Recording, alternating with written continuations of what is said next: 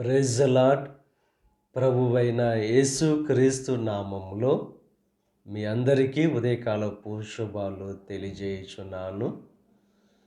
ఈరోజు దేవుడు మనకు అనుగ్రహిస్తున్న అతి శ్రేష్టమైన వాగ్దానము ద్వితీయోపదేశ కాండము 28వ అధ్యాయము 14వ వచనాన్ని చదువుకుందాము.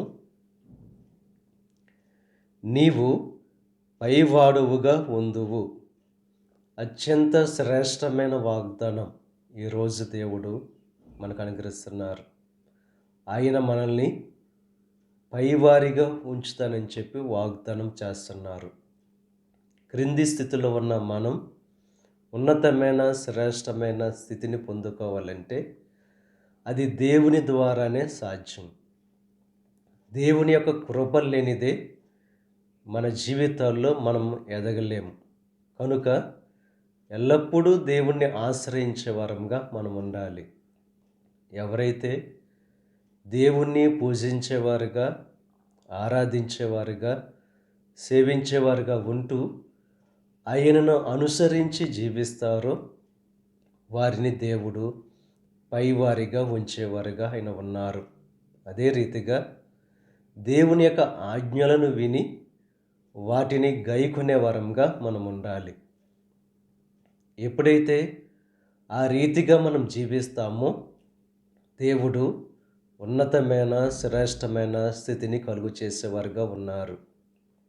దావీదు ఎల్లప్పుడూ కూడా దేవుణ్ణి స్తుతించేవాడుగా, దేవుణ్ణి గణపరిచేవాడుగా, ఆయనను అనుసరించి జీవించేవాడుగా ఉన్నాడు గనుక గొర్రెలు కాచుకుంటున్న ఆ క్రింది స్థితి నుండి ఇశ్రాయేలు దేశానికి రాజుగా చేసి పై స్థితిలో ఆయన నిలబెట్టాడు. కనుక ఇక ఉదయకాల సమయంలో ఆ శ్రేష్టమైన స్థితిని, ఉన్నతమైన స్థితిని మనం పొందుకోవాలంటే మన సామర్థ్యం ద్వారా, జ్ఞానం ద్వారా అది కలుగదు.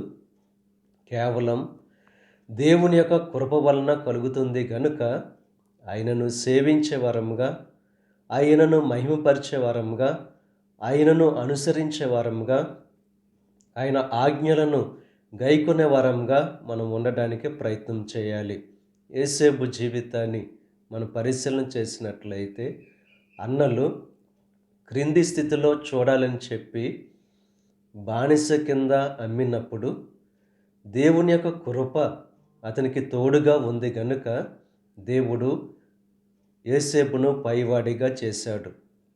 ఉదయకాల సమయంలో ఉన్నతమైన ఆ శ్రేష్టమైన ఘనమైన ఆ స్థితిని పొందుకోవాలంటే ఆయనను సేవించేవారుగా, ఆయనను అనుసరించేవారుగా, ఆయన మాటలు విని వాటిని గైకొనేవారుగా ఉండవలసిందిగా ప్రభు పేరట మిమ్మల్ని కోరుచున్నాను. దేవుడు మిమ్మల్ని దీవించి ఆశీర్వదించి మీకు దేవుడు ఘనమైన స్థితిని కలుగజేయును గాక. ఆమేన్. ప్రార్థన చేసుకుందాం. పరిశుద్ధుడా, మహోన్నతుడా, సర్వశక్తిమంతుడైన యేసయ్య, ఈ ఉదయకాల సమయంలో నువ్వు అనుగ్రహించిన అతి శ్రేష్టమైన వాగ్దానాన్ని బట్టి నీకు స్తుతులు చెల్లిస్తున్నాం దేవా. పైవారిగా ఉంచుతానని చెప్పి వాగ్దానం చేసావు. నువ్వు నమ్మదగిన దేవుడవు. ఈ వాగ్దానం ప్రతి ఒక్కరి జీవితంలో నెరవేర్చండి. ఈ ప్రార్థనలో ఏకీభవిస్తున్న ప్రతి ఒక్కరిని దీవించి ఆశీర్వదించండి. ఈరోజు తలపెట్టిన ప్రతి కార్యాన్ని సఫలం చేయండి. వారి రాకపోకల్లో నీకు సహాయం అనుగ్రహించండి. ఈ దిన ఆశీర్వాదాలు ప్రతి ఒక్కరి మీద మెండుగా కుమ్మరింపచేసి నీ దీవులతో నింపి నడిపించమని మా ప్రభువైన యేసు క్రీస్తు నామం పేరట వేడుకొనుచున్నాం తండ్రి. ఆమేన్. తండ్రి, కుమార, పరిశుద్ధాత్మ త్రియేక దేవుని యొక్క కృప సదాకాలం మనకు తోడై ఉండి దేవుని యొక్క దీవెనలో ఆశీర్వాదాలతో నింపి నడిపించునుగాక. ఆమేన్.